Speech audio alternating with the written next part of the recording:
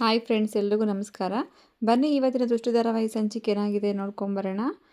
ದತ್ತಾಬಾಯಿ ರೂಮಲ್ಲಿ ನಿಂತ್ಕೊಂಡಿರ್ತಾರೆ. ಅಲ್ಲಿ ದೃಷ್ಟಿ ಬಂದು, ರೀ ನಿಮಗೆ ಕಾಲು ಹೊತ್ಕೊಡ್ಲಾ, ನಿಮಗೆ ತುಂಬ ಏನಾದರೂ ಕಾಲು ನೋಯ್ತಾ ಇದೆಯಾ ಅಂಥೇಳಿ ಕೇಳ್ತಾಳೆ. ಅದಕ್ಕೆ ದತ್ತಾಬಾಯಿ, ನಾನು ಹೆಣ್ಮಕ್ಳ ಕೈಲಿ ಕಾಲು ಅಂತ ಏನು ಒತ್ಸೋಷ್ಟು ಶಿಕ್ಷೆ ಏನು ಕೊಡಲ್ಲ, ಅಂಥ ಗಂಡಸು ನಾನೇನಲ್ಲ ಬಿಡು ಅಂತ ಹೇಳಿ ಅವಳ ಮೇಲೆ ರೇಗಾಡ್ತಾ ಇರ್ತೇನೆ. ಅದಕ್ಕೆ ಸರಿ ಹೋಗಲಿ, ತಪ್ಪಾಯಿತು ಬಿಡಿ, ಯಜಮಾನ್ರು ಕಾಲು ನೋವಾದರೆ ಒಬ್ಬಳು ಸೇವಕಿಯಾಗಿ ನಾನು ನಿಮ್ಮ ಕಾಲು ಒತ್ಬೋದಾ ಅಂಥೇಳಿ ಕೇಳ್ತಾಳೆ. ಅದಕ್ಕೆ ಸರಿ ಆಯಿತು ಅಂಥೇಳಿ ಕೂತ್ಕೊತಾನೆ. ಅವಳಿಗೆ ಸ್ವಲ್ಪ ಖುಷಿ ಆಗುತ್ತೆ. ಅವಳು ಕಾಲು ಒತ್ತಬೇಕಾದ್ರೆ ಅವರಮ್ಮ ಹೇಳಿರೋದು ನೆನಪಾಗುತ್ತೆ. ಅವ್ರು ಊಟಕ್ಕೆ ಕರ್ಕೊಂಬರ್ಬೇಕು ದತ್ತಾಬಾಯಿನ ನಮ್ಮ ಮನೆಗೆ ಅಂತ ಹೇಳಿದ ನೆನಪಾಗಿ ಅವಳು ಕೇಳ್ತಾಳೆ, ಅರಿ ನಮ್ಮ ಮನೆಗೆ ನೀವು ಊಟಕ್ಕೆ ಬರೋಕ್ಕೆ ಬರ್ತೀರಾ ಅಂಥೇಳಿ ಕೇಳ್ತಾಳೆ. ಓ, ಅದಕ್ಕೇನಾ ಈ ನಾಟಕ ಆಡ್ಕೊಂಡು ನೀನು ಕಾಲು ಒತ್ತಾ ಇರೋದು ಅಂಥೇಳಿ ದತ್ತಾಬಾಯಿ ಕೇಳ್ತಾರೆ. ಇಲ್ಲ ರೀ, ನಮ್ಮಮ್ಮಂಗೆ ಬೇರೆ ಯಾವುದೇ ರೀತಿ ಆಸೆಗಳಿಲ್ಲ, ಇದೊಂದನ್ನೇ ಅವರು ತುಂಬ ಇಷ್ಟಪಟ್ಟು ಕೇಳ್ತಾ ಇದ್ದಾರೆ. ದಯವಿಟ್ಟು ನೀವು ಅಳಿಯ ಆಗಿ ಬರದೇ ಹೋದರೂ ಪರವಾಗಿಲ್ಲ, ಒಬ್ಬ ಮಗನಾಗಿ ಬನ್ನಿ, ಅವ್ರ ಆಸೆ ಈಡೇರಿಸ್ಬೇಕು ಅಂಥೇಳಿ ಅವನ ಕಾಲ ಮೇಲೆ ಕಣ್ಣೀರು ಹಾಕ್ಕೊಂಡು ಅಳ್ತಾ ಇರ್ತಾಳೆ. ಅದಕ್ಕೆ ದತ್ತ ಆಯಿತು ಬರ್ತೀನಿ ಅಂಥೇಳಿ ಒಪ್ಕೊತಾನೆ. ಇವಳು ಹೌದಾ ರೀ, ನಿಜವಾಗ್ಲೂ ಬರ್ತೀರಾ ಅಂಥೇಳಿ ಖುಷಿಯಲ್ಲಿರ್ತಾಳೆ. ಅಷ್ಟರಲ್ಲಿ ಅವನು ಸೈಲೆಂಟಿಗೆ ಪ್ರತ್ಯಕ್ಷ ಆಗಿಬಿಡ್ತಾನೆ. ಕರೆದ ತಕ್ಷಣ ನೋಡಿಬಿಟ್ಟು, ನೀವಿಬ್ಬರು ಸೇರಿದ್ರೆ ಇವ್ನು ತಲೆ ತಿಂತೀರಾ, ಒಟ್ಟಿಗೆ ಅವಳು ನೀನು ಬಂದ ತಕ್ಷಣ ನೀನು ತಂಗಿಯವಾ ಅಂತ ಕೇಳೋದು, ಅವಳು ಅಣ್ಣ ಅಂತ ಕರೆಯೋದು, ನೀವಿಬ್ರದ್ದು ಸಾಕಾಗಿದೆ ನನಗೆ ಅಂಥೇಳಿ ದತ್ತ ಹೇಳ್ತಾನೆ. ಅದಕ್ಕೆ ದೃಷ್ಟಿ, ಅಣ್ಣ ನೋಡಿ ಇವರು ನಮ್ಮ ಮನೆಗೆ ಬರೋಕ್ಕೆ ಒಪ್ಕೊಂಡಿದ್ದಾರೆ ಅಂತ ಹೇಳಿದ ತಕ್ಷಣ ಇವನಿಗೆ ಡೌಟ್ ಬರುತ್ತೆ. ಇಷ್ಟು ಬೇಗ ಹೇಗೆ ದತ್ತಾಬಾಯಿ ಒಪ್ಕೊಂಡ್ಬಿಟ್ಟಿದ್ದಾನಲ್ಲ ಅಂತ ಅನ್ಕೋತಾ ಇರ್ತಾನೆ. ಅಷ್ಟರಲ್ಲಿ ದತ್ತಂಗೆ ಅವ್ರ ಅಕ್ಕ ಹೇಳಿರೋದು ನೆನಪಾಗುತ್ತೆ. ಅವ್ರ ಅಕ್ಕ ಹೇಳಿರ್ತಾಳೆ, ನೀನು ಹೆಂಡತಿ ಜೊತೆ ಖುಷಿಯಾಗಿರ್ತೀಯ ಅಲ್ವೇನಪ್ಪ, ನಮ್ಮನ್ನೆಲ್ಲ ಮರ್ತ್ಬಿಟ್ಟಿದ್ಯಾ ಅಂತ ಅಂದ್ಕೊಂಡಿದ್ದೆ ಅಂತ ಹೇಳೋದು ನೆನಪು ಮಾಡಿಕೊಂಡು ಕೇಳ್ತಾನೆ. ಒಂದು ಕೆಲಸ ಮಾಡು, ನಾನು ನಿಮ್ಮ ಮನೆಗೆ ಊಟಕ್ಕೆ ಬರಬೇಕು ಅಂತಂದರೆ ನಂದೊಂದು ಕಂಡೀಷನ್ ಇದೆ ಅಂತ ಹೇಳ್ತಾನೆ. ಅದಕ್ಕೆ ಏನು ಅಂತ ಕೇಳಿದ್ರೆ, ನಾನು ಊಟಕ್ಕೆ ಬರಬೇಕಂದ್ರೆ ನಮ್ಮ ಅಕ್ಕ ತಂಗಿರೆಲ್ಲ ಇದಕ್ಕೆ ಪರ್ಮಿಷನ್ ಕೊಡಬೇಕು, ಆಗಷ್ಟೇ ನಾನು ಬರ್ತೀನಿ ಅಂಥೇಳಿ ದತ್ತಾಬಾಯಿ ದೃಷ್ಟಿಗೆ ಹೇಳ್ತಾರೆ. ಅದಕ್ಕೆ ಸೈಲೆಂಟು, ಏನು ಜೋಕ್ ಮಾಡ್ತಾಯಿದ್ದೀರಾ ನೀವು, ನನಗೆ ಗೊತ್ತು ನೀವು ಜೋಕ್ ಮಾಡ್ತಾಯಿದ್ದೀರಾ ಅಂತ.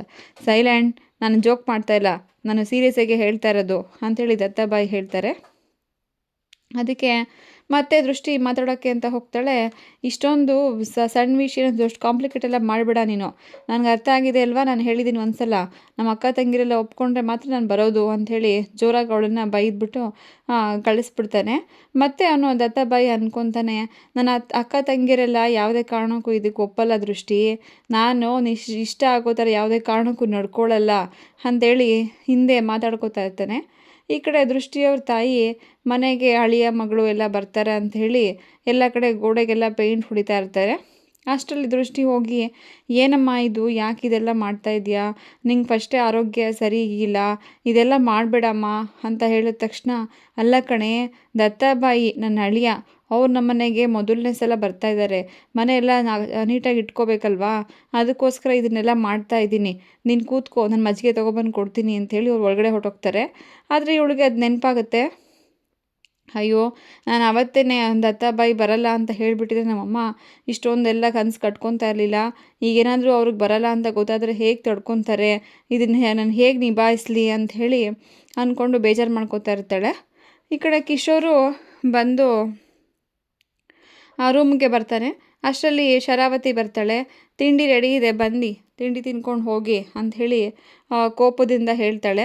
ನನಗೆ ಇವಾಗ ಏನೂ ತಿಂಡಿ ಬೇಡ, ನಂಗೆ ಸ್ವಲ್ಪ ಹೊರಗಡೆ ಕೆಲಸ ಇದೆ, ಹೋಗಬೇಕು ಅಂತ ಹೇಳಿದ ತಕ್ಷಣ, ಏನು ನಿಮ್ಮದು ಇತ್ತೀಚೆಗೆ ಮೊಬೈಲಲ್ಲಿ ಮಾತಾಡೋದೆಲ್ಲ ಜಾಸ್ತಿ ಆಗಿದೆ, ಮೊದಲೆಲ್ಲ ಮೆಸೇಜ್ ಯಾವಾಗಲೂ ಒಂದು ಸಲ ಬರ್ತಾಯಿತ್ತು, ಈಗ ನೋಡಿದ್ರೆ ಇಷ್ಟೊಂದು ಮೆಸೇಜ್ ಬರುತ್ತೆ, ಏನು ಸಮಾಚಾರ ಅಂಥೇಳಿ ಕೇಳಿದ ತಕ್ಷಣ, ಏನೂ ಇಲ್ಲ ಆ ಥರ ಅಂತ ಹೇಳಿದ್ರೆ, ನನಗೆ ಡೌಟ್ ಇದೆ ನಿಮ್ಮ ಮೇಲೆ, ಏನಾದರೂ ಅಫೇರ್ ಏನಾದರೂ ಇಟ್ಕೊಂಡಿದ್ದೀರಾ ಹೇಗೆ ಅಂಥೇಳಿ ಕೇಳ್ತಾಳೆ.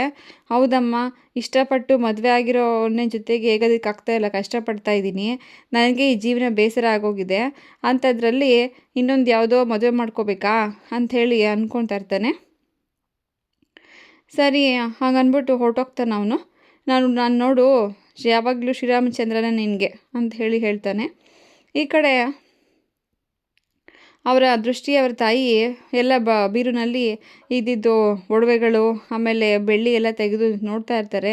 ಏನಕ್ಕೆ ಅಂತಂದು ಅವ್ರ ಗಂಡ ಬಂದು ಕೇಳಿದ್ರೆ, ದತ್ತಾಬಾಯಿ ನಮ್ಮ ಮನೆಗೆ ಮೊದಲನೇ ಸಲ ಬರ್ತಾ ಇದ್ದಾರಲ್ವಾ, ಅವ್ರಿಗೆಲ್ಲ ಏನಾದರೂ ಹೊಸ ಬಟ್ಟೆ ಕೊಡಿಸ್ಬೇಕು ಮೊದಲನೇ ಸಲ ಮನೆಗೆ ಬಂದರೆ ಅಂದ ತಕ್ಷಣ, ಇಲ್ಲ ನನಗಿವಾಗ ಸಂಬಳ ಬರುತ್ತೆ, ನೀನು ಆ ಬೆಳ್ಳಿ ಕಾಯಿನು ದುಡ್ಡು ಎಲ್ಲ ಒಳಗಡೆ ಇಡು ಅಂತ ಹೇಳ್ತಾರೆ.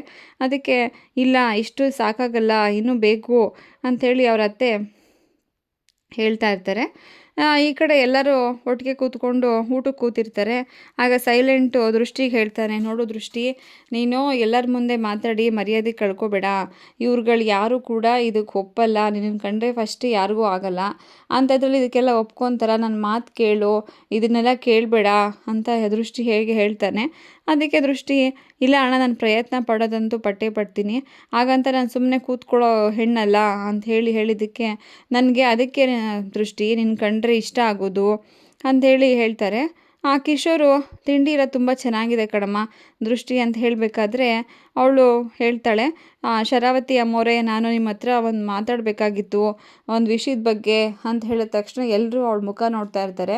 ಆದರೆ ದತ್ತಾಬಾಯಿಗೆ ಒಂದು ಕಡೆ ತುಂಬ ಖುಷಿ ಆಗ್ತಾ ಇರುತ್ತೆ. ಯಾಕೆಂದರೆ ನಮ್ಮ ಅಕ್ಕ ತಂಗಿರು ಯಾವುದೇ ಕಾರಣಕ್ಕೂ ಇದಕ್ಕೆಲ್ಲ ಒಪ್ಪಲ್ಲ ಅಂತ ಅವ್ರಿಗೆ ಗೊತ್ತಿರುತ್ತಲ್ಲ, ಅದಕ್ಕೋಸ್ಕರ. ಆಮೇಲೆ ನೇತ್ರ ಕೇಳಿದ ತಕ್ಷಣ, ನಿನ್ನ ಹತ್ರ ನನಗೇನು ಮಾತಿದೆ, ನೀನು keep me out of this ಅಂತ ಹೇಳಿ ಬೈದ್ಬಿಡ್ತಾಳೆ ಅವಳಿಗೆ. ಅಷ್ಟು ಕಿಶೋರು, ಫಸ್ಟು ಕೇಳಿಸ್ಕೊ ಅವಳನ್ನೇನು ಮಾತಾಡ್ತಿದ್ದಾಳೆ ಅಂತ, ನೀನು ಆಮೇಲೆ ಬೇಕಾದರೆ ಕೂಗಾಡ್ಬೋದಲ್ವಾ ಅಂತ ಕೇಳಿದ ತಕ್ಷಣ, ಸರಿ ಆಯಿತು ಹೇಳು ಅಂತ ಹೇಳ್ತಾಳೆ.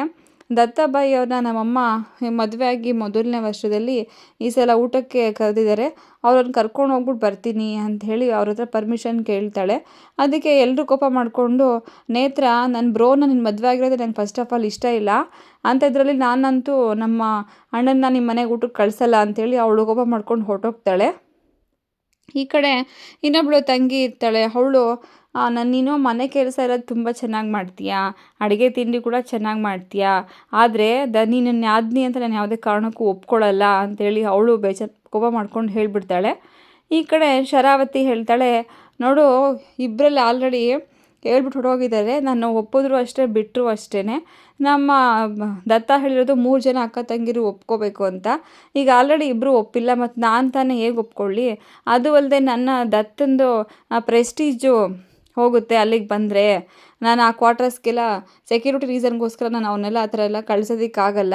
ನೀನೇನೇ ಬೇಜಾರು ಮಾಡಿಕೊಂಡ್ರು ಅಷ್ಟೇ, ಬಿಟ್ಟರು ಅಷ್ಟೇ, ನಾವು ಯಾವುದೇ ಕಾರಣಕ್ಕೂ ಅವನನ್ನು ಕ್ವಾರ್ಟರ್ಸ್ಗೆ ಕಳಿಸೋದಿಲ್ಲ ಅಂತ ಹೇಳ್ತಾ ಇರ್ತಾಳೆ. ಆಮೇಲೆ ಈ ಕಡೆ ಅವನಿಗೆ ತುಂಬಾ ಖುಷಿ ಆಗುತ್ತೆ ದತ್ತಾಬಾಯಿಗೆ, ಏಕೆಂದರೆ ತಂಗಿಯರೆಲ್ಲ ಯಾರೂ ಒಪ್ಕೊಂಡಿಲ್ವಲ್ಲ ಅದಕ್ಕೆ.